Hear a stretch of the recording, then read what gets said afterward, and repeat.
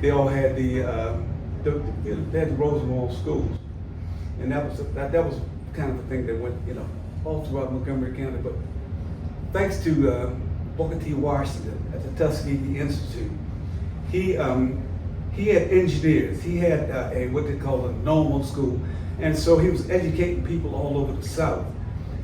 And I think it was maybe in 1907, this guy Rosenwald was a heck of a dude now. It's not just Rosenwald Schools. He was getting grants to African, Lord Neil Hurston, Charles Drew, Kelly Miller. So African Americans would go to him. He was head of Citizen Roebucks, of course. And so in like 1907, he was at the World's Fair, I believe it was Chicago. And Booker T. Washington, knowing how this guy was he was a philanthropist, said, hey, this is my plan. And so Rosenwald said, Booker T. Washington died in 1915. Rosenwald picked up the mantle, and which was really good. He called them Rosenwald Schools, which attracted money. But he went all up and down the East Coast, and you had to put a Rosenwald school anywhere, but you had to come up with 50%. Mm-hmm. So you put up to 50%. Mm-hmm. He ended up with 2,300 schools, I believe. Yeah, it was a lot. It's a lot. It's a lot of schools across the country. So there's this effort now to make a Rosenwald museum.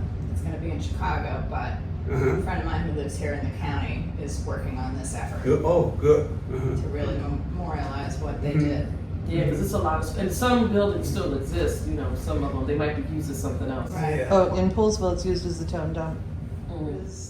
They're going to put a sign up there now. So they say this is a first step to try to recognize it, to try to eventually fix Right down this lane. Right down this lane here. There's one. There was one. Is it still there? It's a private residence now. Okay. But it's there. I mean, the building's there, but it's not. Doesn't look like it used to. When my dad and everybody else went there, Hilltop. But I mean, it's there. They're beautiful buildings. Those big windows and. Yeah, but this guy, he went on. Whoever ended up buying that. So my father told me that history of that building. He was saying because Mr. Irving Fuller, okay, was a gentleman that lived in this community a long time ago. So Irving Fuller, he owned the land right across the street where Ross Body is. So the county, when they wanted to build the school for the Negroes, right, which would have been Sandy Spring Elementary School, which it was right there, they wanted his land, or at least whatever, so they made a swap. And they said, okay, you go, he said, I want the Hilltop, I'll take it. I want to move it to Hilltop, and they say, give him a certain amount of money. And he asked for a certain amount of money. They said, you name your price, and I don't know what the price was. And so he let the county build that school.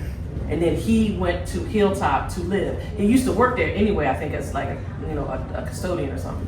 But he lived there until he died, like in 1980 something. So I remember the building. And because eventually, yes, it was a school, but then it was made into 4 apartments. And my aunt lived there. And so, but it stayed with him now, actually, obviously after he passed in the 80s. I don't know what happened, who exactly got it next, but eventually the person who has it now, they just they didn't tear it down or anything. They just, put their, stamp on it, I guess. And it's now like brick home, but it's there. That's where the school is.